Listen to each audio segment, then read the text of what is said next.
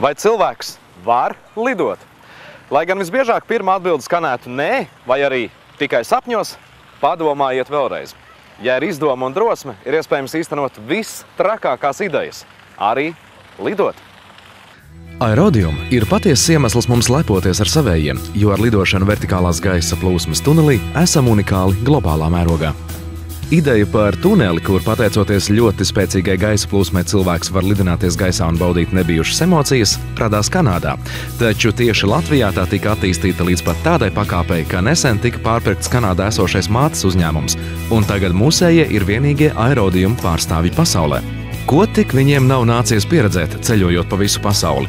Gan startēšanu 2006. gada Turīnas Olimpisko spēļu noslēguma ceremonijā, gan piedalīšanos Holivudas grāvēja Supermens prezentācijas pasākumā, un reiz pat Dubajas šeiks mūsu ekstrēmos lidotājus uzaicināja piedalīties kādā savā pasākumā, atsūtot viņiem pretī lidmašīnu. Nākamais plāns ir izveidot īpašu šovu, ar ko varētu pārstāvēt Latviju grandiozajā izstādē Šanhais Expo un likt brīnīties visai pasaulē. Visas runas par krīzi Aerodium puiši un meitenes īpaši neņem galvā un tikai turpina strādāt. Krīze īstenībā ir tāds vairāk galvās, un ja cilvēki, teiksim, strādā pie tās lietas ar sirdi un dvēseli, tad es domāju, ka krīze nav nekāds šķērslis, un pieņemsim Aerodiumam Siguldā mums ir šogad pieaugums salīdzinājumā pret pagājušo gadu, un var, protams, meklēt iemeslus, bet es domāju, ka tas vienkārši citīgāks darbs. Vertikālās gaisa plūsmas tunelis sastāv no centrālā elektromotora, kas atrodas tuneļa apakšā un novietots vertikāli. Virs tā ir liels propellers un plūsmas taisnotājs, kas neļauj tai izveidot virpuli. Ar propelleru palīdzību tiek radīts vēja ātrums no 60 līdz 180 km/h.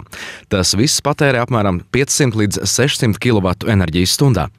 Konstrukcija veidota no tērauda caurulēm un nocinkota, lai nerūsē.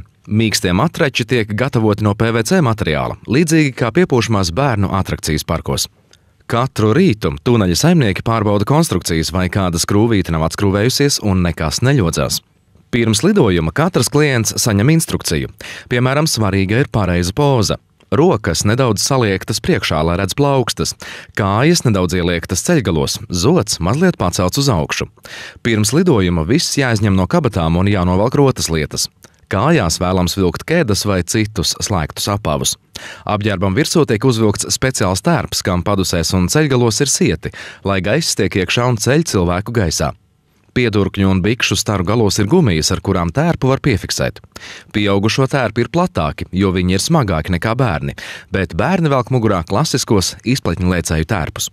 Lai lidotu, svaram jābūt 15 līdz 120 kg robežās, taču cilvēkam jābūt ar proporcionālu augumu. Piemēram, īsts cilvēks, kurš sver 120 kg, lidot nevarēs.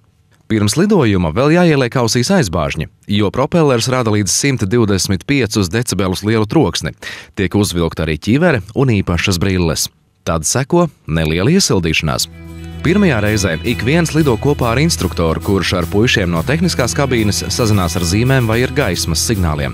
Arī klientam dažas no šīm zīmēm tiek izskaidrotas, piemēram, ieliekta Viktorija zīme nozīmē, ka jāieliec kājas. Lidojuma laikā instruktors turas pie klienta kabatas un rokas, lai varētu gan turēties, gan stūrēt. Starp citu, sutīgās dienās, kad ir mitrs gaiss, vējš tik labi neceļ augšā. Lidojuma ideālie apstākļi ir temperatūra +10 grādi, sauss gaiss un zems mitruma līmenis. Lidojuma laikā nevajadzētu veikt straujas kustības, jo tā var pēkšņi nokrist. Tiesa, pārkrist pāri tuneļa malām nav iespējams.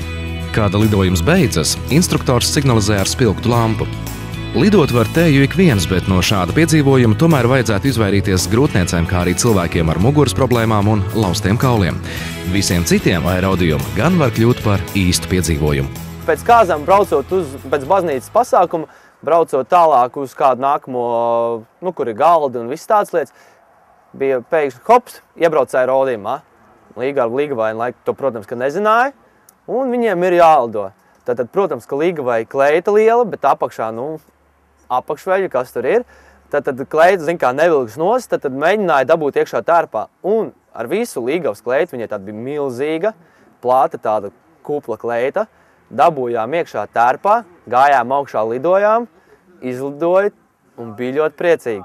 Pašlaik aerodījuma tuneļi uzstādīti Somijā un Kanādā izklaides nolūkā, savukārt Pakistānā un Saūdarābijā tie tiek izmantoti armijas vajadzībām, lai apmācītu izpletņu lēcējus. Latvijā vaļējais aerodījuma tunelis ir pieejams Siguldā, bet slēgtais, kas paredzēts treniņiem, Jelgavā. Interesanti, kā uzņēmums izvēlas savus instruktorus. Pavisam nesen mēs taisījām jaunu instruktoru apmācību un mums bija konkurss, kurā piedalījās 300 cilvēki, no kuriem mēs atlasījām 10 cilvēkus. Tā kā diezgan liela teiksim, atlase, kur šobrīd mēs arī izvērtējam ne tikai fiziskās viņa dotības, bet arī teiksim, emocionālo noturību un spēju šo te pozitīvo emociju dot citiem cilvēkiem.